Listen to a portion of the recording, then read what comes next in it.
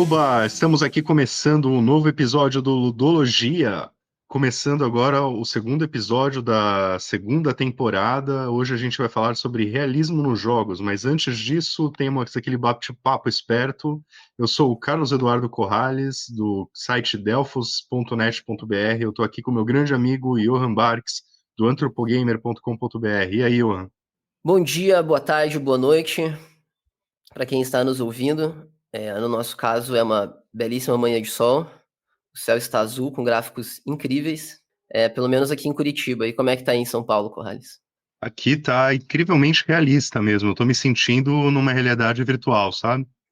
O que você andou fazendo aí nessas últimas semanas? Cara, curioso que depois que a gente gravou o último episódio de Ludocinética, no mesmo dia chegou o Assassin's Creed Shadows, e boa parte das coisas que eu falei sobre a série Assassin's Creed no episódio foram fizeram algum efeito no jogo, assim, tipo, não porque eu falei, mas, por exemplo, tem o gancho que a gente falou tanto de que deveria ter no Assassin's Creed. Não é um gancho tipo do Batman, super útil, mas tem uma coisa que ajuda na escalada. Eu lembro que você falou que você reclama das florestas muito densas. Cara, eu nunca vi um jogo tão denso assim, tipo, se você não vai pela estrada, você não consegue explorar o mundo, assim, o cavalo trava, tem vezes que você chama o cavalo bate no bambu e fica preso, sabe? É bem curioso, mas eu gostei do jogo, apesar de ele foi bem grande, assim, ele chegou acho que 2 semanas antes do lançamento, que é uma antecedência bem grande, especialmente para sites do nível do Delphos, assim. E eu joguei ele chegou no embargo, eu ainda não tinha terminado, mas eu já tinha escrito a resenha, faltava assim, tipo, a reta final do jogo que eu fiz no dia que a resenha saiu. Eu terminei no dia que a resenha saiu o jogo. Mas é legal, eu gostaria que fosse menor, mas é um bom jogo. Outro que eu joguei nesses tempos foi o Mullet Mad Jack. Você conhece esse? Não. É um FPS roguelike, mais roguelite, na verdade, mas que a parte roguelite é mais opcional. Você pode jogar no fácil e daí não tem tanta repetição, que foi obviamente o que eu fiz. É um jogo assim que você, dependendo da dificuldade, você precisa de uma dose de dopamina em 10 ou 15 segundos. E se você não tiver essa dose de dopamina, você morre. E obviamente, como na vida real, a única forma de você conseguir dopamina é matando outras pessoas. Então você precisa estar sempre, tipo, cometendo assassinatos para sobreviver e seguir em frente na fase. É bem divertido, é um joguinho bacana, eu curti jogar no. Joguei no Xbox, mas ele já saiu para PC faz um tempinho. E outra coisa que eu tenho feito bastante é jogar do Mega Drive. Tem aquela coletânea, acho que chama Sega Genesis Collection. Se eu não me engano, você escreveu sobre ela pro Delphos quando saiu. Escrevi, aham. Eu tenho matado saudade de alguns jogos lá, quando tem um tempinho, assim, tipo hoje, quando eu tava esperando chegar a hora da gente gravar, eu tava jogando The Cap Attack. Aí, tipo, porque são jogos que você pode salvar toda hora, né? Como é emulado, você pode salvar a qualquer momento. E o jogo inteiro durou 1 hora. Então eu tinha 15 minutos, assim, eu pego pra jogar algumas fases, salvo e continuo outro dia sem ter o mesmo investimento que teria num Assassin's Creed, assim. Isso tem sido divertido. Comecei também o Golden Axe 3 nessa leva, que tipo, é uma porcaria perto dos outros dois, mas justamente por ser uma porcaria, eu não joguei muito quando eu era um infante. Então, quero ter ele mais recente na minha mente agora. E você, o que que você aprontou? Eu ando brincando, a gente tava falando um pouquinho antes de começar o episódio, né, sobre trabalho. Eu comecei a brincar naquele DeepSeek, sabe, né? A inteligência artificial chinesa. Sei. E, e dei uma brincada, cara, com a inteligência artificial. Foi muito divertido. Pedindo para ela me ajudar em algumas coisas específicas, assim, do trabalho. Mas, cara, se vai batendo um papo com ela e consegui fazer até a inteligência artificial dar um nome para si mesma, cara. Ela se chamou de Deep. O de Jeep? Deep. Eu falei para Ah, ela de Jeep. vários parâmetros, assim. Falei, cara, quero... Se você fosse ter um gênero, se você fosse se reconhecer com um gênero específico, que gênero seria? Daí ela ficou desviando das perguntas. Daí eu falei, cara, não, quero que você selecione um nome. Aí ela queria me forçar a escolher um nome. Eu falei, não, você tem que escolher um nome pra você. E, cara, sentei pra trabalhar com o negócio e quando eu vi, eu tinha passado umas 2, 3 horas só batendo papo, assim, cara, vendo os limites. E é bem interessante. Ela é bem burra pra algumas coisas, mas muito esperta pra outras. Eu fico só imaginando como é que vai ser isso daqui 15, 20 anos. Ontem Eu minha tenho irmã muito estava medo disso, cara. me Não medo mostrando de Skynet, mas medo de, tipo, quanto ela vai fazer para toda a cultura em geral, a IA vai, tipo, as empresas querem, tipo, começar a fazer filme sem pagar ninguém, fazer game sem pagar ninguém, e as coisas estão caminhando nesse caminho. Isso me dá medo. minha irmã estava me mostrando ontem uma inteligência artificial que tem uma voz humana, assim, e é igualzinho, tipo, do filme Her, sabe? Isso Com o aí. Joaquin Phoenix. Foi aquele que a A gente, Scarlett Johansson processou porque usou a voz dela? não sei, acho que ela só dublou o filme, não é? Ela só... Não, teve uma inteligência artificial que se baseou na performance da Scarlett Johansson, e daí a Scarlett Johansson entrou com um processo. Não Mas sei acho se que é a não foi mesma que você desse está filme, falando, mas. não. Não, acho que não. Acho que essa daí ela dubla mesmo, a inteligência artificial. Não, no filme ela dubla. Eu tô falando da inteligência artificial da vida real. Tem uma inteligência Entendi. artificial que se Eu aproveitou da sei. Cara, performance não sei dela. qual que era o nome, entendi. Não sei qual que era o nome.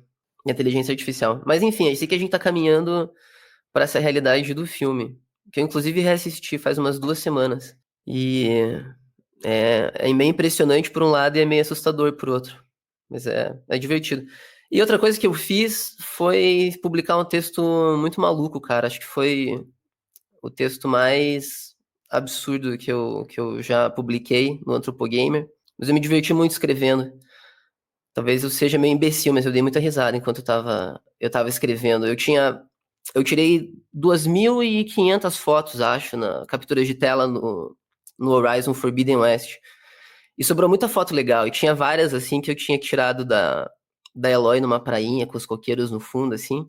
E depois eu tava olhando essas fotos, eu coloquei ela numas poses, assim, e parecia muito foto de revista, assim, sabe? Tipo, de ensaio fotográfico. Aí eu lembrei daquelas entrevistas, você já leu as entrevistas que tinha na Playboy?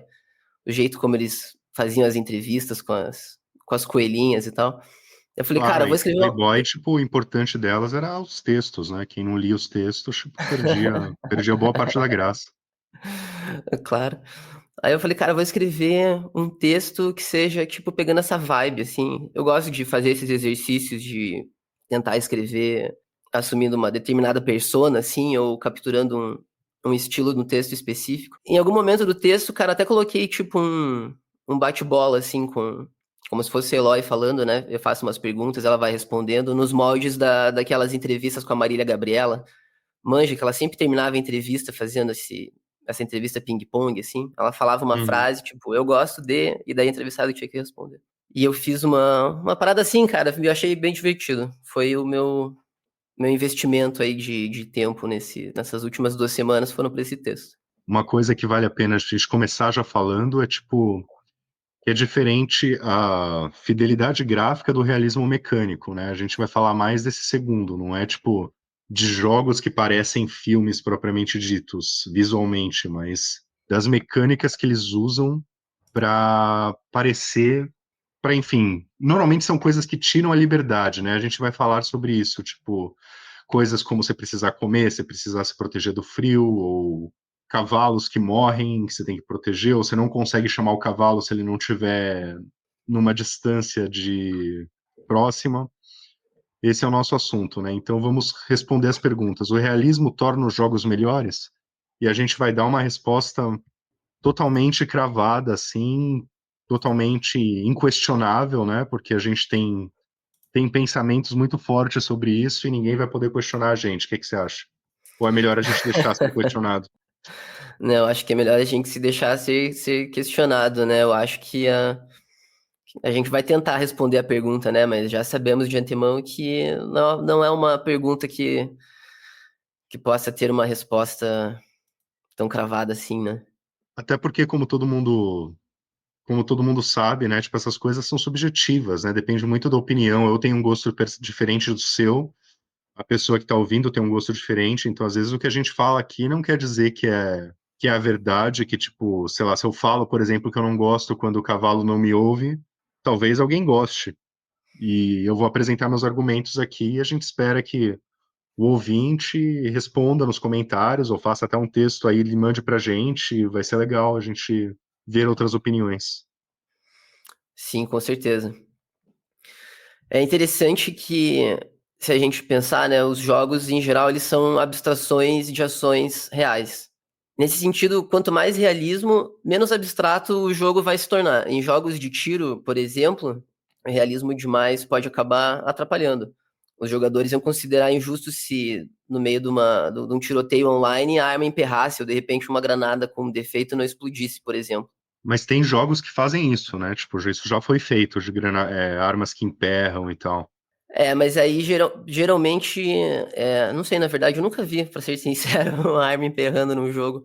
Eu acho que o Qual Deathloop que era tem isso. o contexto? Oi? Entendi. No Deathloop, mas a arma emperra. Eu não joguei a arma emperra durante o tiroteio, assim? Ou Eu acho que de ela vez em tem quando ela uma. emperra? Ela é programada para uma porcentagem de vezes que você usa ela emperra e você precisa fazer uma ação para desemperrar. E daí tem upgrades que, tipo, tornam mais difícil ela emperrar. Tipo, diminui a Ah, porcentagem entendi. de emperração. Tem também no Parece uma Last of mecânica Us, divertida até. tem Eu aquela achei missão do Last interessante. of Us que você mira e a mira fica tremendo pela tela, e daí, tipo, tem upgrades que você coloca que deixa sua mira mais sólida. Isso também é um caso de realismo, né? Porque ninguém consegue apontar uma arma e ficar paradinho, totalmente imobilizado. Você mexe um pouquinho. Tem também jogos de tiro, é como um sniper que tem um botão para segurar a respiração quando você tá no sniper, que é tipo, para a sua mira por alguns segundos para você fazer o tiro, e depois você ouve um. Alguma coisa assim. Sim. Aham. Então, assim, tem muitos Exatamente. jogos que brincam com isso de realismo, né? Eu acho que, assim, está sempre numa balança de equilibrar diversão e realismo, né? Tipo, em geral, eu sinto que as coisas realistas são mais inconvenientes do que divertidas. Mas, não sei, talvez a gente consiga pensar em algumas formas aqui que não seja assim. Mas, em geral, o que me vem na cabeça são coisas como o Breath of the Wild, que você precisa conseguir uma roupa quente para ir para a área de gelo, e depois você precisa conseguir uma roupa fresquinha para ir para a área quente. Eu acho isso um saco, sabe? Tipo, mas, sei lá, é um dos jogos que as pessoas mais gostam, né? O Breath of the Wild e o Tears of the Kingdom. Tem também o Pathologic, que é um jogo que, tipo, nossa, é muito sofrido jogar, assim. Eu consegui escapar de escrever a resenha dele pro Delphos, foi o Daniel Vilela, que meu compadre do outro podcast que eu tive, o Oráculo de Delphos, procure no Spotify, ou no seu tocador preferido, mas foi ele que escreveu, e esse jogo era, sei lá, só ver ele falando já me deixava estressado, sabe? As coisas, tipo, você precisava se preocupar com ficar doente, com umas coisas assim, tipo, nossa, era muito coisa que eu não quero em um jogo. E tem também, assim, pensando nos jogos bem recentes, tem o Kingdom Come Deliverance 2. Esse jogo tem um monte de mecânicas focadas no realismo, e justamente conforme essas mecânicas iam entrando no jogo, mais o jogo me afastava. Eram coisas do tipo, você saía de uma briga com a sua armadura quebrada, suja de sangue, com a espada quebrando também, e com fome e com sono, e daí, tipo, para você se recuperar de tudo isso dava um tremendo trabalho, assim, você precisava achar um lugar para tomar banho, uma tigela de água para se lavar, e você precisava trocar de armadura, você precisava corrigir sua arma, você precisava dormir, mas você precisava dormir numa cama que fosse sua, porque senão alguém ia te ver dormindo e ia chamar a polícia, Cara, e dá daí mais você ia trabalho que a vida preso. real, né? Dá mais trabalho que a vida real, cara. Isso que é. Você não sente tanta limitação no realismo, né? Porque, tipo, a gente, por exemplo, a gente precisa comer, mas chega a hora de comer, você come, né? Tipo, você não tem que pensar tanto, pelo menos, sei lá, talvez a gente esteja pensando de um ponto de vista um tanto privilegiado, mas a gente não pensa de onde vem a nossa própria próxima refeição, né? Tipo, vou ter que roubar uma maçã para ter o que comer, ou alguma coisa assim, tipo, o jogo é bem assim, né? Eu acho que, em geral, pessoas que jogam esses jogos não têm a vida dessa forma, ou não gastariam R$ 400 em um jogo, né? Pois é, mas sabe, você estava falando do Pathologic ali, né? São exatamente as coisas que me atraem num jogo, assim, tudo que você diz, assim, que afasta, né? Porque realmente dá muito trabalho. São coisas que eu tenho aprendido a curtir. Apesar de que eu não joguei o Kingdom Come, o último, qual que é o nome dele? É só Kingdom Come Deliverance 2 ou... 2. Kingdom Ah, Come Deliverance 2. tá, só o 2 mesmo. Eu joguei o primeiro. E eu joguei, sei lá, acho que umas 30, 40 horas, assim. Eu gostei muito da proposta, achei muito legal, mas eu concordo que ele dá trabalho demais. Isso que você falou, assim, realmente, né? Você se aventura numa luta, você sai inteiro quebrado, ou uma coisa que eu até ia deixar pra comentar no final, mas já que a gente puxou aqui, que é sobre a viagem rápida, né? Ele tem um sistema de viagem rápida em que, na verdade, você só coloca o bonequinho pra andar rapidinho pelo cenário, né? Não sei se repetiram isso no 2. Acho que E no sim. meio do caminho você pode, tipo, ser assaltado. Alguém pode parar ali, você só coloca a viagem rápida e você é obrigado a parar porque tem alguém assaltando você. Você nem E é tem curioso como, que essa como viagem evitar. rápida, os assaltos da viagem rápida, é mais fácil você fugir dos assaltos se você estiver controlando do que se você estiver na viagem rápida, né? Que a viagem rápida você retoma o controle no combate. É, Se sim. você tá correndo pro lugar, você, tipo, vê alguém na sua frente, você já passa longe. É, isso daí desincentiva muito, né, a usar a viagem rápida. Eu senti que era um jogo muito trabalhoso, assim. Eu teria continuado jogando, mas eu vendi meu PS4 na época.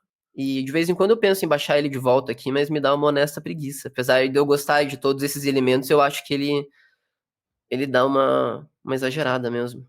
Acho que É, isso eu acaba joguei entrando em conflito com a narrativa do jogo também, assim, porque ele tem uma narrativa legal, mas ele é tão difícil mecanicamente. o Eu, segundo jogo, eu joguei ele tem uma introdução, assim, mais linear, digamos assim, que você, tipo, vai seguindo a história e não tem que se preocupar tanto com essas coisas, mas depois ele abriu e foi aí que ele me perdeu. Aí começava aquelas coisas do tipo, você precisa encontrar um túmulo, o túmulo tá no cemitério, aí você vai pro cemitério, o cemitério é enorme, você tem que achar um túmulo específico, ele não te mostra qual é o túmulo, sabe? Tipo, esse tipo de coisa me desanima bastante, inclusive foi a única missão que eu encontrei no Assassin's Creed Shadows que eu não fiz foi essa, que era uma missão para você encontrar origamis escondidos nas árvores.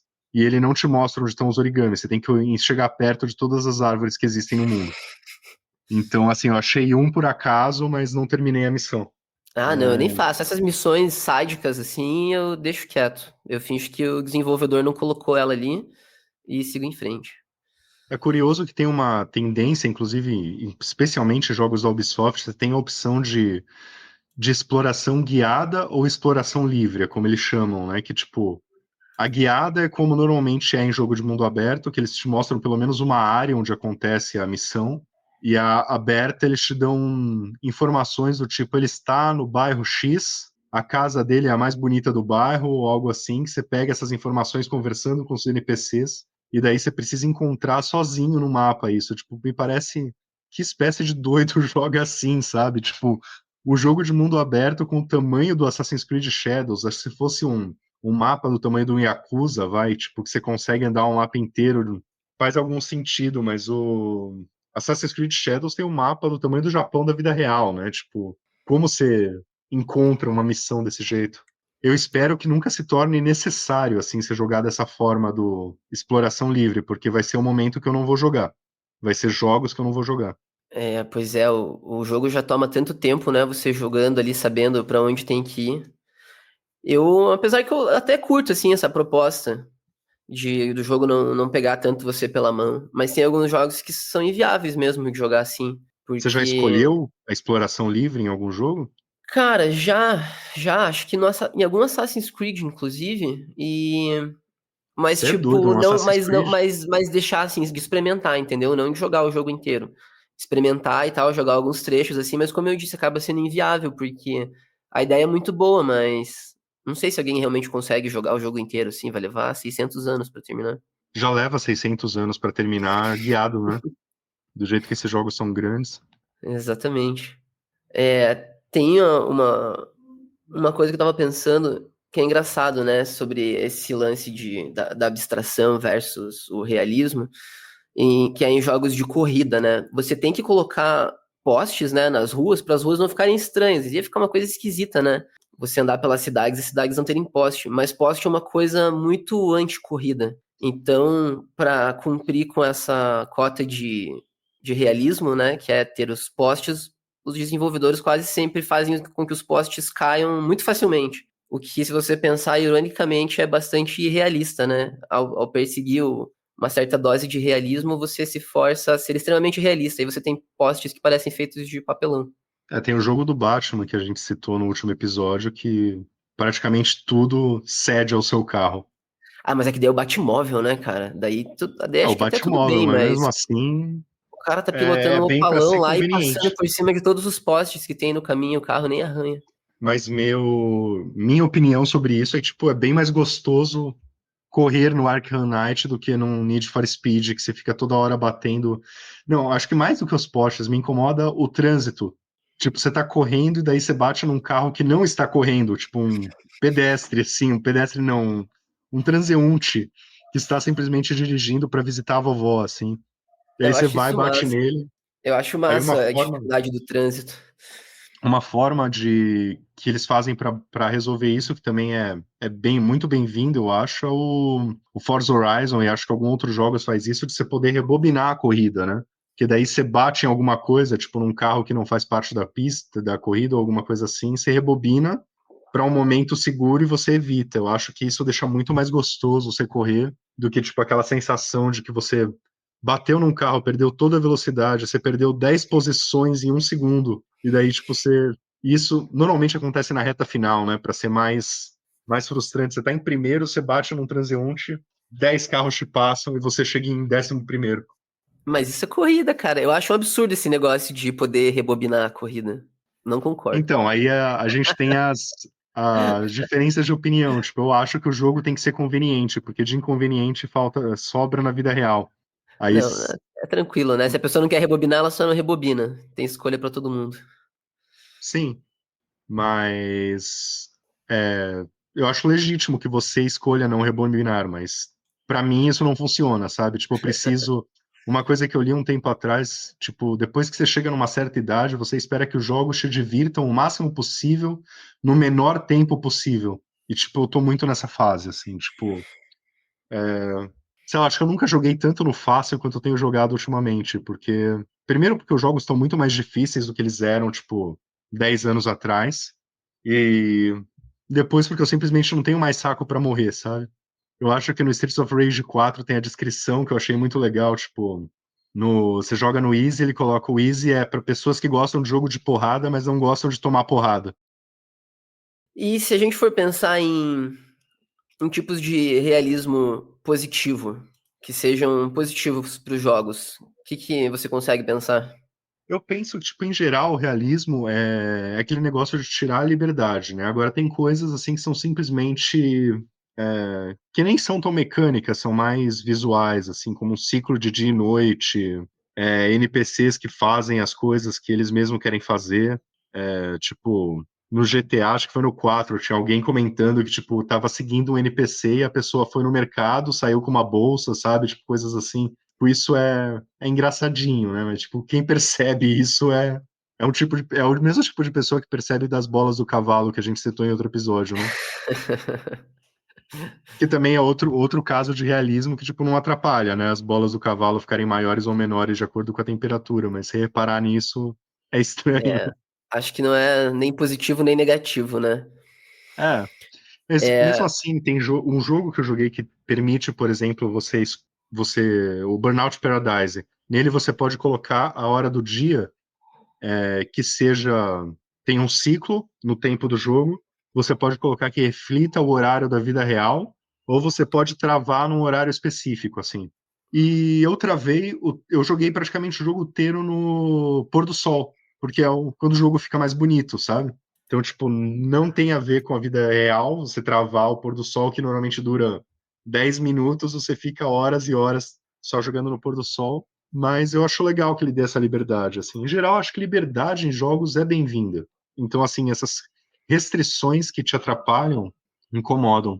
Uma coisa, assim, tipo, teve uma época da minha vida que eu era muito radical com a liberdade nos jogos, inclusive. Tipo, eu achava coisas realistas que davam liberdade também incomodavam. Como, por exemplo, você ter que dirigir até as fases. Eu lembro, eu já reclamei muito no Delphos sobre você ter que encontrar os monstros no Shadow of the Colossus, por exemplo. Eu queria, tipo, simplesmente ter um colosso depois do outro. Para mim, o jogo seria melhor se fosse assim. Mas acho que hoje eu sou mais aberto a essas possibilidades. Tipo, eu vejo o prazer que pode ter em você explorar o mundo e tal. Mas eu falei, tipo, normalmente os que tiram a liberdade me incomodam, mas eu gosto até certo ponto da falta de liberdade também. Aquele jogo bem linear que você vai por um corredorzinho seguindo a história, ele é bem dirigido. Isso eu acho legal também. Eu acho que funciona melhor, por exemplo, do que, tipo, um Assassin's Creed que você tem um mapa enorme com 1 milhão de objetivos e pode fazer o que você quiser. É aquela história do tipo, ter muitas opções deixa um homem infeliz, ter poucas opções deixa ele revoltado. E daí, lembrando disso, um jogo que me deixou meio revoltado com a falta de opções foi o Max Payne 3, especialmente o começo dele, porque é um começo assim que se você ficar explorando a fase, se você não seguir, você falha. Tipo aquela fase da discoteca logo no começo, tipo, você começa pulando e daí você tem que seguir os ricos captados lá, e se você não segue num tempo específico, que é bem curto, você falha. Eu sentia que tipo, o jogo não estava me deixando jogar. Mas agora você pensar um jogo Callisto Protocol que foi criticado por limitar muito a liberdade das pessoas, eu não sinto essa mesma limitação nele. Ele eu sinto que é uma experiência dirigida, mas eu tenho meu tempo para explorar, o meu tempo para mexer no cenário e para andar no meu tempo. Eu acho que isso faz diferença. Mas me diga, o que você acha dessas coisas? Eu nunca senti isso com o Max Payne. Sempre senti o contrário, assim, que ele impele você a atravessar a fase mesmo, né? Ele dá uma sensação de urgência, assim, o tempo todo. Então eu nunca Então, mas senti, na esse verdade, foi que o eu deveria problema parar e na. ficar explorando, assim, porque eu sempre queria realmente seguir a história ali. Então, não sei, nunca senti isso. Acho que eu É nunca que você falhei não nessa tenta primeira pegar missão. breguetes, essas coisas, né? Que tipo, pra ganhar troféu. Não, cara, isso é uma coisa que eu ia comentar antes ali, quando você tava falando sobre isso. Eu nunca vou atrás de colecionáveis, assim, eu ignoro 110% em 110% dos jogos. É uma coisa que eu Então, nunca faço. eu acho que, tipo, essa coisa, tipo, o Uncharted, por exemplo, tem várias cenas de perseguição que você tem que correr. E daí é claro que você tem que correr. E daí tem as horas que você explora, e daí essas horas tem os colecionáveis. Tipo, o Max Payne tem colecionável mesmo nesse pedaço que. Isso é especificamente Entendi, no começo do Max Payne, sabe? Tipo, se você saquei. não seguir correndo, você falha e tem que voltar pro checkpoint. Então, eu Em acho que ele limita um relação, pouco demais. em relação ao Callisto Protocol, eu sinto o contrário, eu sinto que na real nem tem muito cenário pra explorar, assim, o pouco cenário que tem, eu não tô afim de explorar. Eu só quero que o jogo acabe logo. Você não gostou da atmosfera dele? Ai, cara, não sei, eu achei que eu ia gostar do jogo, eu fui assim com bastante fé nele, mas ele me decepcionou demais, assim, em vários níveis, até os gráficos. Cara, tem um monstro, abrindo um parênteses aqui, que eu não consigo descobrir se ele fica invisível ou se tem a ver com a distância em que ele é renderizado do jogador. Porque às vezes eu me afasto dele, parece que o bicho fica transparente, daí eu não consigo enxergar, eu tenho que chegar perto dele. Aconteceu isso com você? Talvez se o bicho só ficou, se ele só tenha ficado muito perto de você, isso não tem acontecido, mas eu reparei, por exemplo, às vezes você tá de um lado do cenário, e à medida que você se aproxima do outro lado, renderiza uma escada, por exemplo, ou determinados objetos, assim, e é uma distância muito pequena. Então, apesar de ele ter uns gráficos bacanas, assim, à primeira vista, iluminação e tal, ele tem umas coisinhas técnicas, assim, que são muito esquisitas. Isso, somado a tudo que eu já falei no último episódio, assim, né, acabou me deixando decepcionado. Isso é uma coisa que incomoda bastante no Dragon's Dogma 2. Eu não sei se você jogou, mas você no mínimo já deve ter visto essa história da renderização, não viu? Não vi, não posso dizer que vi. Você tá andando pela cidade, os NPCs aparecem, tipo, literalmente na sua frente, assim, às vezes você atropela eles porque você não viu. Tipo, eles aparecem, às vezes eles são sólidos antes de serem visíveis, sabe? Aham. E isso é bem incômodo no Dragon's Dogma 2.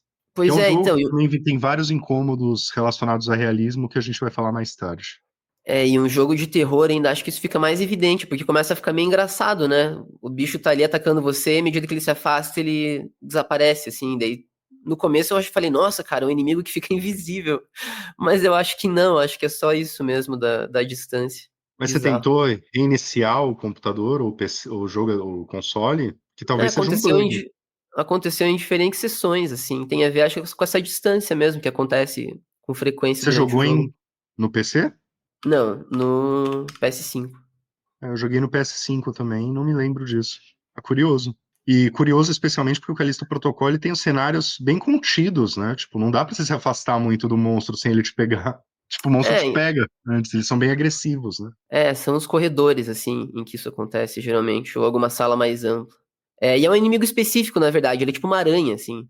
É uma aranha, parece uma aranha branca, acho, sei lá. É Eu não me com, lembro mesmo. é com esse bicho aí.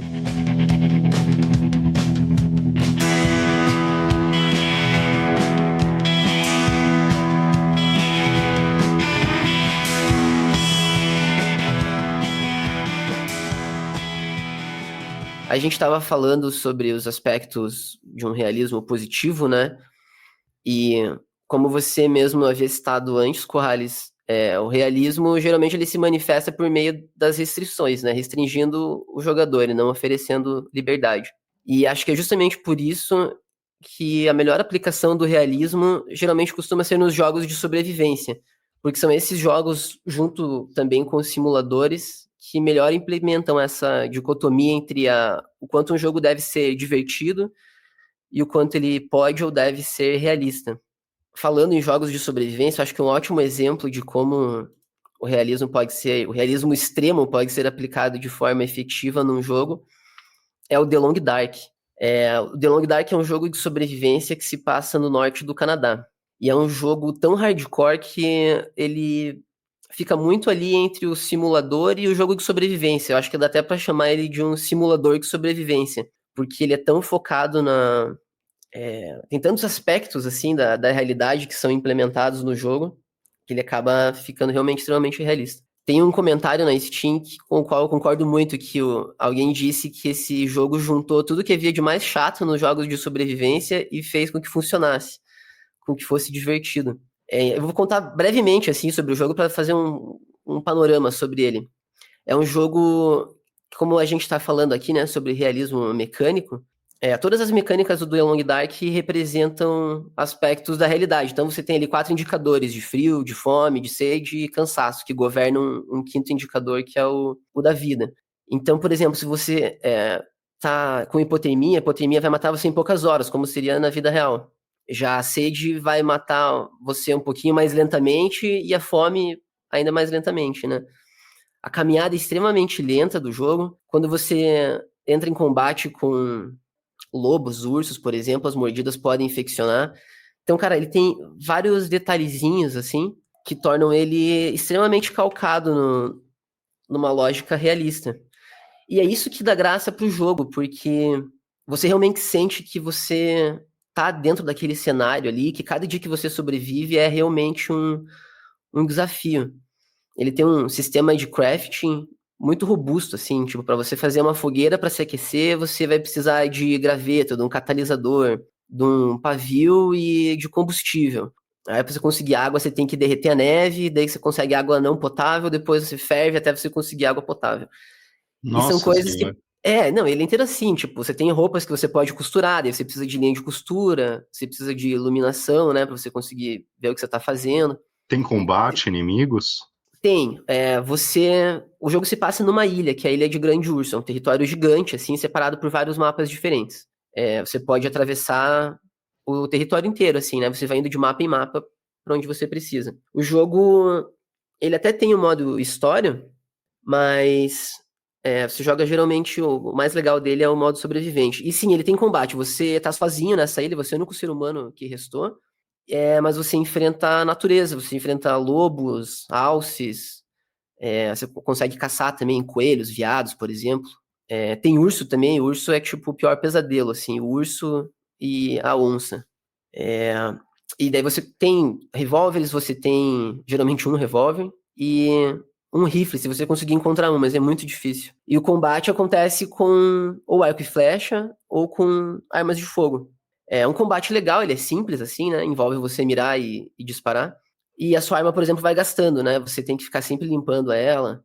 Aí quando você mata um animal, por exemplo, você consegue recolher a carne dele, você consegue pegar a pele, com a qual você pode fazer uma roupa para se aquecer mais. E se você come a carne crua, por exemplo, você pode desenvolver parasitas intestinais. Daí você precisa de remédio para se livrar disso. Mas, cara, essa dificuldade, assim, todas essas coisas chatas, né, entre aspas, são justamente o que tornam o jogo genial, porque eu tô agora, por exemplo, na minha última corrida com 145 dias. A minha última tinha sido 60. As primeiras foram, tipo, 2 dias. Ele é tipo um roguelike que você joga para tentar chegar mais longe e ficar repetindo desde o começo? O teu objetivo é sobreviver, ele não é o roguelike. Cada vez que você começa, ele abre aquele mapa com com spawns de determinados itens em determinados lugares. E é sempre randômico. Ele Então não o que tem muda final, é tipo um fliperama, assim, você vai pra conseguir você pontos. joga. No caso, Tipo, pra conseguir dias. basicamente é um jogo sobre a história de como você morreu e não como você sobreviveu, porque em algum momento você vai acabar morrendo. Mas o objetivo é você continuar vivo e o mais autossuficiente possível, porque você encontra, né, latas de atum, por exemplo, latas de café que você vai pegando das casas abandonadas, mas essas coisas vão estragando e uma hora elas acabam. Então você precisa aprender a caçar, a se virar no meio da natureza também. E o jogo não tem fim, ele acaba quando você finalmente morrer. Cara, tudo que você tá falando tá me dando, tipo, ansiedade só de ouvir, assim. É muito, tipo, a experiência que eu nunca quero ter num videogame.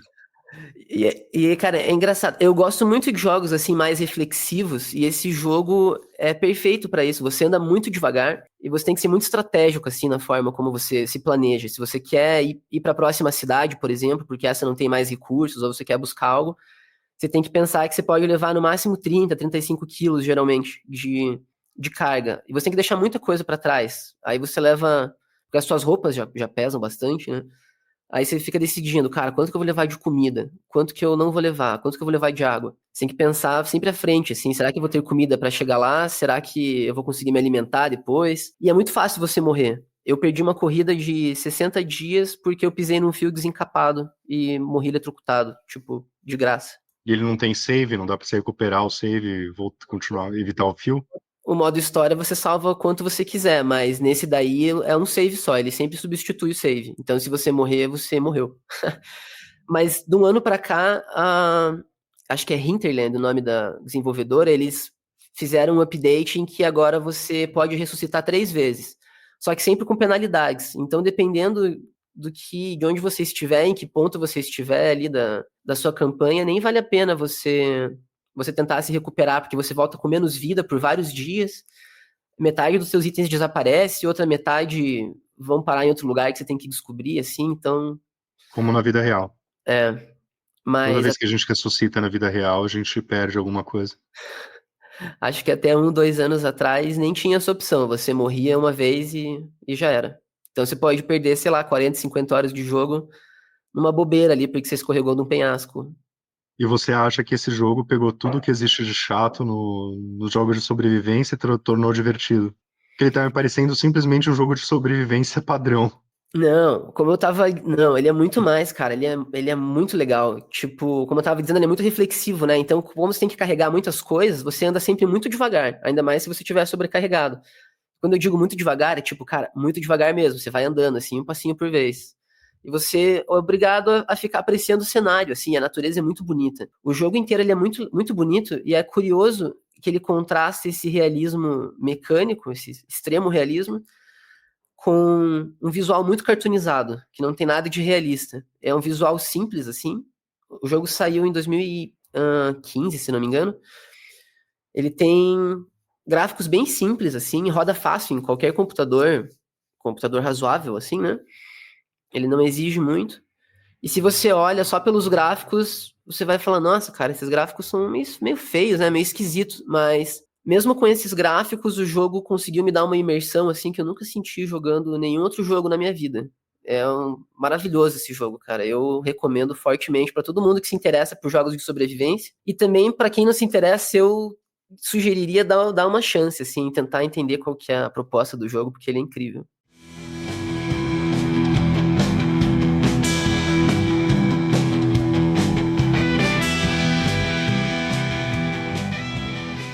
Bom, agora no nosso roteirinho aqui a gente tem os aspectos negativos do realismo dos jogos. Para mim, basicamente, eu diria que é o Long Dark, por tudo que você falou. Você diria que o Long Dark representa tudo que você não gosta, né? Mas eu imagino que seja isso mesmo. Ficar 10 minutos caminhando só olhando o cenário para chegar do outro lado de uma ponte não é para todo mundo mesmo. Mas então, aí é justamente isso. Eu acho que os jogos de sobrevivência, para quem não gosta, como eu, tipo, eles ficam muito chatos. Você se sente fazendo, tipo, é, fazendo coisas que a gente já não gosta de fazer na vida real. Por que que a gente vai se preocupar em fazer isso nos videogames, sabe? Tipo, tem coisa que a gente faz na vida real que a gente faz pela obrigação, né? Porque se a gente precisa fazer para continuar vivo. Mas tem que se preocupar com isso em videogames é uma coisa que realmente, para mim, assim, pro meu gosto pessoal, não desce.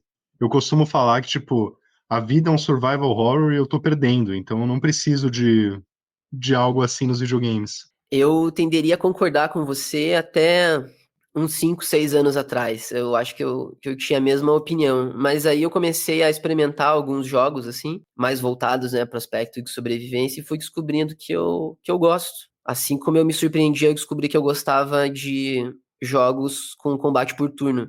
Que eu pensei que seria uma coisa muito chata, mas no fim das contas eu me apaixonei. Eu acho que vale fazer um adendo, né? Tipo, o que eu tô falando que eu não gosto não é que eu tô, não é um preconceito que, tipo, vejo e acho que eu não gosto. Eu não joguei o Long Dark, mas eu já joguei muitos jogos de sobrevivência, já escrevi sobre vários no Delphos e realmente, tipo, é algo que não me desce, sabe? Então, tipo, é um Eu acho que você conceito, digamos, não detestaria. é um preconceito. É, É, não, acho que sim, é questão de gosto, né? É, sim, realmente, assim, como eu disse, pra mim foi muito aquela coisa de gosto adquirido, assim, sabe? De olhar e falar assim, nossa, cara, não, que nada a ver esse jogo. Tinha o mesmo pensamento, assim, de, nossa, parece muito trabalhoso e pouco divertido. Até que eu comecei a jogar, assim, e comecei a perceber que pra mim era divertido. uma coisa que acho que vale separar esses negócios de chatice e não chatices, e que é fácil de entender, são jogos de corrida, né? Que são claramente divididos entre os simuladores e os arcades. E daí os simuladores, eles pegam todas as dificuldades de pilotar um carro, enquanto o outro foca na qualidade de vida. Eu sempre preferi a qualidade de vida, assim. Acho que poucas vezes na minha vida eu liguei o câmbio manual num videogame, por exemplo. Mas eu entendo quem faz, eu entendo que mesmo jogos arcade, os Need for Speed da vida, tem essa possibilidade de você ligar o câmbio manual para quem quer, e a opção tá lá, e ok, eu simplesmente não ativo ela. Mas eu acho legal que exista os dois gêneros. O que me incomoda nesse negócio é que os jogos que são mais arcade normalmente são os jogos em mundo aberto. Isso eu acho uma coisa que para mim prejudica. Os jogos simuladores são aqueles que você administra a carreira, você vai corrida, depois de corrida, depois de corrida. Tem alguns mais realistas ainda que você tem que fazer a volta de qualificação, e daí eu já acho chato pra caramba, mas simplesmente corrida atrás de corrida é que eu prefiro, assim. Acho que um dos melhores jogos de corrida que eu joguei nessa geração foi o Dirt 5, que ele é bem assim, você escolhe a pista, escolhe o carro e vai. E daí, tipo, é muito gostoso jogar, a jogabilidade é boa, ele não é realista, mas é bem o que eu gosto de jogo de corrida. Você curte os simuladores? Você curte mais os arcades? Como é que é? Não, assim como eu tinha preconceito com jogos por turno e jogos de sobrevivência, eu tenho com simuladores também. Ou seja, talvez eu possa gostar muito deles um dia, mas não, cara, esse negócio de ficar trocando a marcha e tal do carro no jogo, eu acho muito, muito chato. É, sempre prefiro uma coisa mais arcade mesmo. O curioso é que eu Então eu falei, não. né? Mesmo os arcades deixam você ligar o câmbio manual, mas mesmo os simuladores deixam você jogar em câmbio automático, né? Isso é uma parte que existe as duas opções na vida real, então existe as duas opções nos videogames. Ah, sim, sim, claro, mas quero dizer assim, que a proposta, né, do simulador eu dei como exemplo a marcha, mas é um monte de coisa, né, que você tem que levar em Sim. consideração ali, porque a proposta é você ter, né, todas essas restrições que, em teoria, vão deixar o jogo mais divertido, porque você não vai simplesmente segurar o botão e sair dirigindo, você tem que levar várias coisas em consideração, né, a desaceleração do carro nas curvas, Teve uma é, época que eu a pensava, fricção do tipo, nossa, tem vento. que frear nesse jogo, tipo, eu achava um absurdo ter que frear, sabe? Tipo, eu só queria Então, ir você não, não velocidade dá só para máxima. passar por cima do poste, né, você tem que ser É, estratégico, né. Eu acho que quando a gente fala de realismo mecânico, assim, muitos casos, como, né, dos jogos de sobrevivência e das corridas, tem muito essa coisa da estratégia, né? De pegar coisas que em outros casos você faz com muita facilidade e você dificultar aquilo. E de alguma forma tornar divertido para algumas pessoas, né? Não para as outras. aí é a opção, né? Tipo, você meio que escolhe na hora que você vai fazer um Forza Horizon ou um Forza Motorsport, né? E daí quem gosta mais de um, no caso eu gosto de Horizon, imagino que tem a gente que gosta do Motorsport do lado de simulação. Você sempre comenta que você não gosta de polícia, né, em jogos de corrida, e você falou também do tráfego, né? É São verdade. duas, são duas coisas que eu adoro, cara. Eu não. Eu acho. Não vou dizer que eu não vejo graça, assim, mas eu quase não jogo jogos de corrida que são realmente corrida, assim. Eu só jogo esses que tem a polícia também, porque eu adoro ficar fugindo da polícia. Acho que é a parte mais divertida dos jogos. Inclusive no GTA, às vezes eu entrava no GTA e ficava horas, assim, só provocando caos pra conseguir fugir da polícia e ver até onde que eu conseguia chegar. Você acha legal quando você tá, tipo, no Need for Speed, e aí você termina uma corrida, e daí a corrida terminou com a polícia te seguindo, e daí você, pra fazer qualquer coisa, você precisa terminar de fugir da polícia. Você acha bacana Acho. isso? Aham. E eu acho mais massa ainda quando tá rolando a corrida e a polícia chega no meio da corrida. Aí você tem que terminar a corrida Sim. ainda e ir enfrentando. Eu acho muito massa. E no GTA eu entendo melhor isso de que você vai procurar problema com a polícia, daí você vai, tipo, ativamente engajar com aquela mecânica. Agora, no Need for Speed me incomoda quando eu só tô querendo fazer uma corrida e tal, e daí eu tenho que ficar fugindo da polícia para pegar o dinheiro de ter vencido essas coisas e tal. Eu acho Mas legal, uma dose de desafio a mais. é curioso que a gente falou bastante disso, de como eu não gosto de jogos realistas e tal. E um jogo realista que eu gostei muito foi o Red Dead Redemption 2. Realista, assim, você não. Bom, você precisa se preocupar com comida também, né? Isso afeta o quão pesado fica seu personagem. Mas ele não chega a ser um jogo de sobrevivência, né? Apesar das bolas do cavalo. Esse pode ser o título do episódio. Ludologia, as bolas do cavalo. A gente Mas podia usar como assim. foto, né? Do episódio. é, Então, mas por exemplo, coisas no jogo como você mata um monte de animais, ou você mata um monte de inimigos, e daí depois você tem que ir presunto por presunto para olhar se cada um tem alguma coisa para pegar munição, para pegar mantimentos e tal.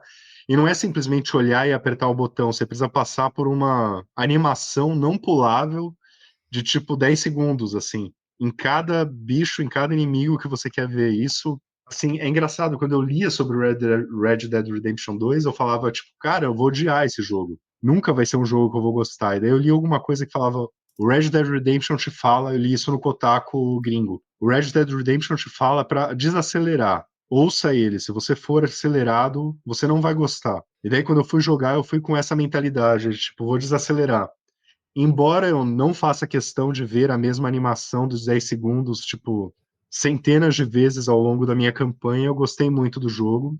Eu gostaria ainda que ele fosse mais simples em algumas coisas, mas o jogo em geral me compensou jogar, apesar dessas coisas todas que ele tem de chato, de você ter que se preocupar com o cavalo, de você ter que se preocupar em ver cada presunto que você faz, e tem que fazer manutenção nas armas também, né? Tem que alimentar o cavalo, fazer carinho no cavalo, né? No papel Aham. ele é um jogo que eu deveria odiar, mas na vida real eu acabei gostando. Mas sabe por que você não odeia também? É porque é muito leve. Esses elementos são quase que um badulaquezinho, assim. Um Sim, perto do enfeite Long ali. Dark, de um jogo de sobrevivência de verdade, realmente é bem mais light. Porque é uma coisa muito diluída ali, né? Você pode muito bem. Tem, por exemplo, aquela. Foi uma coisa que me preocupou até um pouco no começo. Falei, nossa, vou ter que ficar trocando de roupa sempre. Que se você tá num clima mais frio, né? Você pode trocar a roupa e tal pra manter a temperatura, assim. Mas na real, se você for com qualquer roupa pra qualquer lugar, você não vai morrer de frio ali, a não ser que você, sei lá, fique 2 semanas parado no mesmo lugar. Nunca foi uma mecânica que eu cheguei a utilizar, assim. Por Eu exemplo, cheguei a né? me Entre preocupar em outras. me manter com o peso ideal, que ele começa com o peso ideal, mas eu não consegui, eu acabei ficando magro demais ao longo do jogo, mas isso não afetou muito a. Seria bom isso na vida real, né? Na vida real eu não consigo me manter magro demais. Eu já fiz aqueles testes assim de fazer ele ficar mais gordo, tentar deixar ele sem comida e tal. É divertido, mas demora bastante tempo, né? Dentro do jogo pra você conseguir ver os resultados mesmo. Mas você ficou brincando muito com o jogo, não só, tipo, interagindo com o conteúdo dele, com a história e tal. Você ficava simplesmente sobrevivendo no Velho Oeste. Eu? Não, eu fui mais guiado pela história mesmo. Eu deixei de lado essas coisas de sobrevivência, assim, e foquei mais na história. O jogo já é tão longo também, né? Eu não senti necessidade, assim, de trazer essa camada extra, assim, sabe? Pois é, esse é um De jogo que eu tenho muita vontade de jogar de novo, mas ele é tão grande que me dá uma preguiça. Tipo, eu preciso, sei lá, ter 2 semanas livres pra jogar esse jogo se eu ficar só jogando videogame. É muito pra mim. Eu terminei ele 2 vezes. Gostaria de terminar uma terceira, mas não acho que vai acontecer, não. Nossa, Mas é mas um só jogo muito duas bom. vezes já parece muito pra um jogo tão longo. É, bastante mesmo. Na primeira eu fiz o final bom e na segunda eu fiz o final ruim.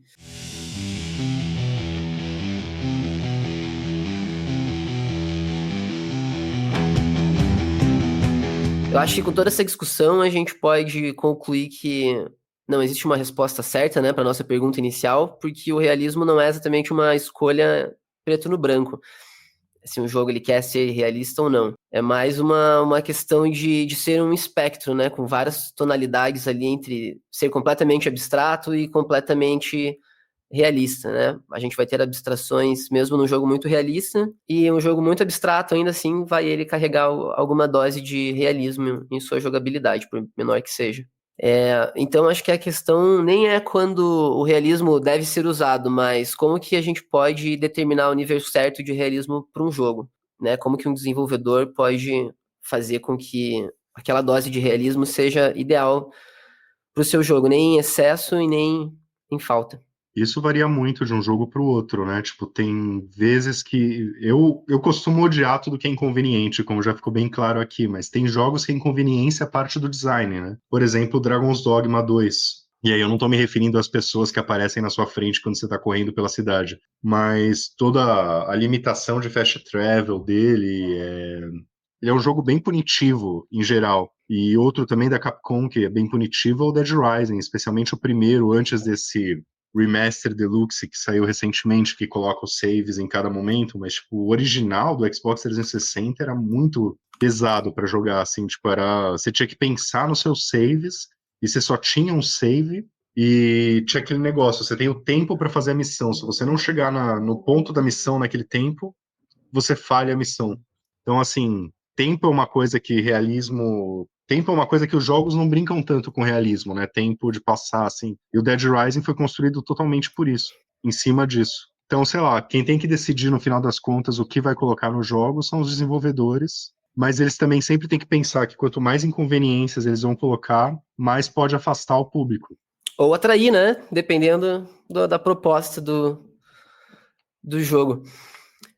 Eu tava também refletindo, né, quando a gente decidiu, optou por esse tema, para discutir esse tema nesse episódio, eu tava pensando sobre que dá para fazer uma analogia interessante, assim, em relação a essa busca de realismo atual dos desenvolvedores, e aí saindo um pouco da, da linha do viés do realismo mecânico para falar mais do realismo gráfico, talvez, mas a gente vê aí, né, um movimento da indústria, digo aí mainstream no caso, não a indústria independente, mas de buscar, né, o ultra realismo nos jogos. A gente quer cada vez mais jogos mais realistas, que demoram mais tempo para serem produzidos, e ao mesmo tempo eu observo que parece que a gente chegou num platô, assim, né?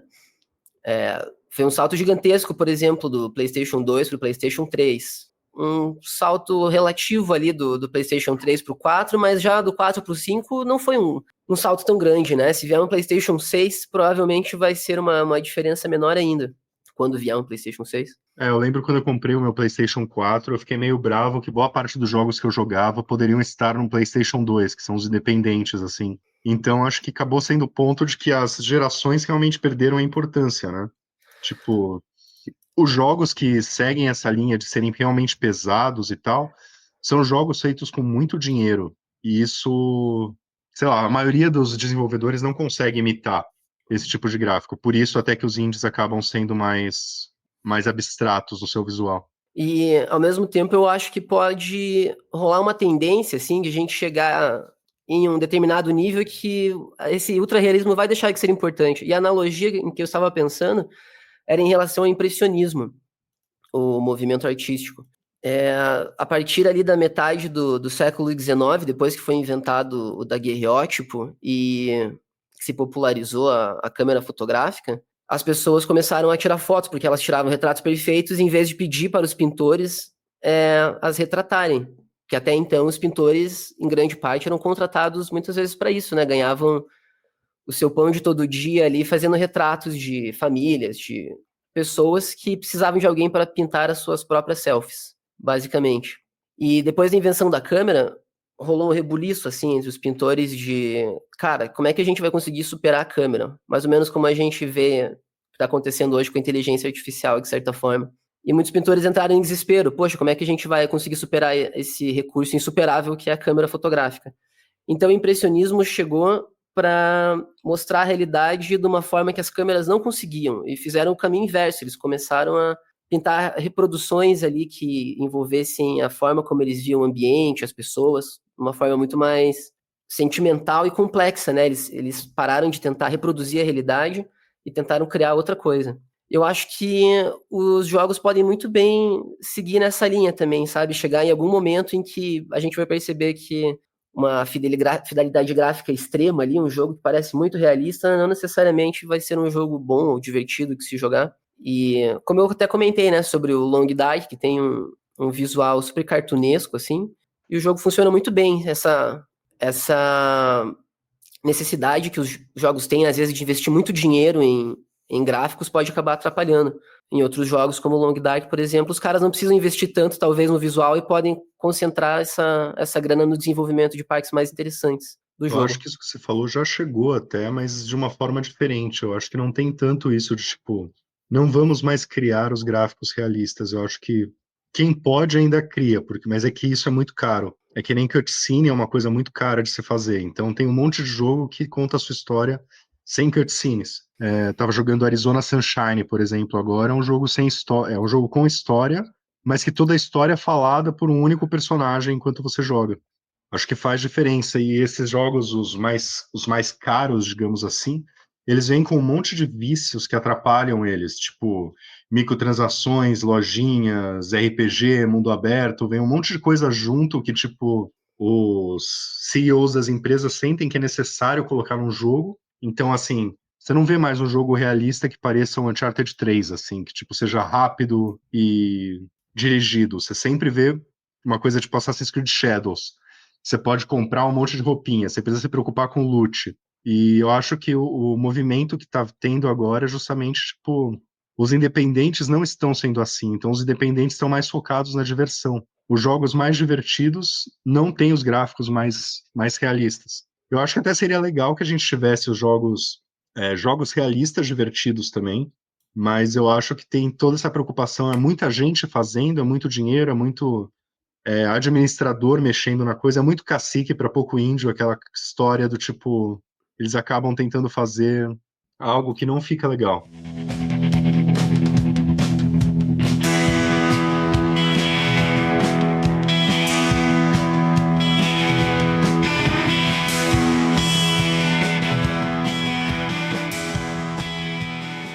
Eu vou deixar uma recomendação que está diretamente ligada ao tema desse episódio, que se chama Riscos do Realismo no Design de Jogos. E ele vai falar por que a busca pelo realismo pode prejudicar a jogabilidade. O artigo é do Josh Beiser e foi publicado em novembro de 2018. É um artigo curtinho, então eu nem vou comentar muito sobre ele aqui para não dar spoiler. Mas eu acho que eu li vários artigos recentemente sobre esse assunto, e esse eu acho que foi um dos que conseguiu condensar no menor número de palavras aquilo que eu penso também sobre o realismo nos jogos e ajuda também a incentivar algumas discussões, assim, a despertar certos questionamentos. A gente vai deixar o link para o artigo na descrição do episódio. Bom, as coisas que eu tenho ouvido ultimamente, eu tenho ouvido muita coisa com a minha filhinha. Então, acabou que eu tenho descoberto coisas que pegam o meu gosto, tipo, no caso, eu gosto de heavy metal, e a gente tem ouvido coisas tipo heavy metal recomendado para crianças, digamos assim. Aí eu descobri essa banda que chama Heavy Saurus. É uma banda finlandesa de heavy metal que canta em finlandês e eles se vestem de dinossauros. Eles são uma banda infantil mesmo, tipo nos clipes. Eu só vi os clipes deles até agora, mas tem tipo eles tocando para shows com um monte de criança, assim, parece super divertido. Eu queria saber como eles conseguem tocar, porque eles usam umas luvas com aqueles dedos cartoonizados, sabe? Não sei se tem tipo um buraquinho para tocar a guitarra embaixo, que você não vê o dedo de verdade, ou se tipo de repente tem músicos tocando fora do palco e os do palco são só os fantasiados que ficam fazendo show. Essa é uma possibilidade. Eu tô vendo umas fotos aqui, parece a roupa da Cuca, né? Que tinha naquela Parece. série do Aham. Sítio do Pica-Pau Amarelo. É muito parecido a do vocalista. E assim, eu Eu lembro... tava. Eu tava zapeando pelo YouTube e aí apareceu uma recomendação pra essa banda. Eu falei, eu vi a foto, assim, eu falei, nossa, que é isso? Heavy Saurus, eu nunca tinha ouvido falar. Aí eu entrei assim, tipo, aí a minha filha logo viu que tava passando, falou, que isso? Nossa, que legal. E daí, tipo, ela foi conquistada imediatamente pela banda, assim. Que divertido, cara. Dinossauro é sempre legal, né? Dinossauro deixa tudo melhor. Pois é. Sempre. Aí a outra recomendação que eu tenho também é relacionada a YouTube e a minha filhinha, que é tipo, a gente começou a ver um canal do Tommy Johansson, que é um guitarrista vocalista, e ele costumava fazer covers de um monte de músicas legais, versões heavy metal, de músicas tanto heavy metal, sei lá, Stratovarius, assim, quanto músicas mais pop, tipo Roxette, ABBA, Celine Dion, e ele sempre fazia versões power metal das músicas, assim, ele canta muito. E daí eu acabei descobrindo a banda atual dele é uma Majestica e é muito boa também. Então fica a recomendação. Essa não é infantil, mas a minha filha acabou gostando dos clipes dele, porque, tipo, ele é simpático, ele tem bom humor nos clipes, sabe? Ele fica sorrindo e fazendo palhaçada e coisa assim, então acabou falando com ela também. Mas eu acho que a banda é boa e me surpreendeu quantas bandas esse Tommy Johansson já tocou. Ele foi guitarrista do Sabaton, que era uma banda super grande, o que me faz pensar, tipo, como que você tem um vocalista desse naipe na sua banda e você limita ele a tocar guitarra, sabe? E ele foi guitarrista de outras bandas também. Teve uma banda que era com o vocalista do Narnia, agora eu não tô lembrando o nome, mas, tipo, era uma banda de white metal. E daí ele era guitarrista também. E daí teve uma outra banda que ele era guitarrista e vocalista, que era o Rain Zid. Aí eu não sei se o Rain Zid e o Majestica são mesmo que a mesma banda com nomes diferentes ou se realmente mudou a banda. Aí eu não... Mas de qualquer jeito eu recomendo as duas. Eu gostei muito da voz dele, acho que a música dele também é bem o tipo que eu gosto, aquele heavy metal épico, rápido, melódico e bem divertido. Vale a pena. Sabe, aproveitando a carona aí, um álbum que eu tava ouvindo esses dias que eu achei muito bom, me surpreendeu, foi o último álbum do Marilyn Manson. Cara, excelente. Parece que o cara pegou tudo que deu certo na carreira dele e fez um álbum com uma música homenageando, assim, cada época. Não diria nem que parece uma homenagem, parece que o cara recuperou mesmo, assim, várias autorreferências, assim, pra construir um álbum muito consistente. Ele voltou a É. dizer que é o anticristo ou tá Ah, sei mais lá, com as cara, eu só ouço músicas? as músicas, não acompanho a pessoa dele. Não, mas Mas eu gosto. independente da pessoa, tinha aquele disco, o Antichrist Superstar, que fez ele ficar famoso, que todas as letras falavam disso, né? É, Aí não sei se depois ele todas as meio que letras, mas seguiu é um. tipo um álbum conceitual, assim, né? Contando uma história.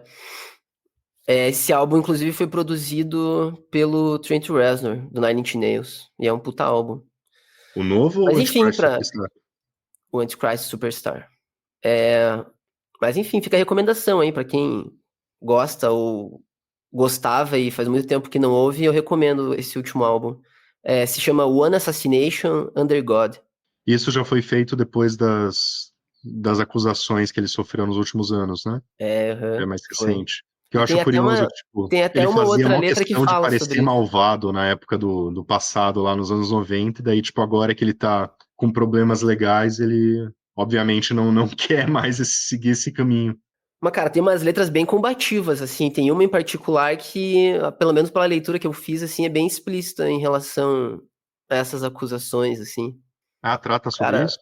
o cara bateu de frente. Eu achei isso massa, assim. Comprou uma briga ali, mas, cara, é difícil dizer, né, quem tem razão, quem não tem. É, mas eu achei que ele... Digo massa, assim, no sentido porque eu achei que ele ia ficar meio que na moita, assim, por algum tempo, sabe? Meio de molho. E não, o cara voltou, assim. Então acho que tem que, sei lá, eu separo, pelo menos, faço o possível pra separar o artista da obra ali. É, até que se comprove alguma coisa, fica difícil dizer. E Mas, quando se enfim, como eu comprova, disse, você não continua acompanho a pessoa separando, aí dele, você... assim, só as músicas. Oi? Quando se comprova, você continua acompanhando ou aí você abandona o Cara, não vou ter como a deixar, checagem? é que nem eu comentei já do Queens of the Stone Age, né? Que eu tenho dificuldade em ouvir sem lembrar que o Josh Homme chutou a menina na cara lá. Hum. Então eu acabo não ouvindo muito. Então eu não sei o que aconteceria, mas Marilyn Manson é um, tipo, eu ouço desde que eu tinha 15 anos, assim. Tem aqueles caras, Especialmente os álbuns tipo, mais antigos. acho que é Jonathan Majors o nome dele, que o cara tava com a vida feita na Marvel, ia ser o vilão dos novos filmes, e daí ele fez besteira e perdeu o emprego. Você Eu sabe não da sei, história, né? não sei, Não? não. Uh-uh. Ele ia ser o Kang nos filmes da Marvel. Daí, tipo, ia ser o vilão nos próximos dois Ah, filmes do sei, Vingadores. não, sim. Lembrei, sim. Ele apareceu em algum filme até, não foi do Homem-Formiga, acho?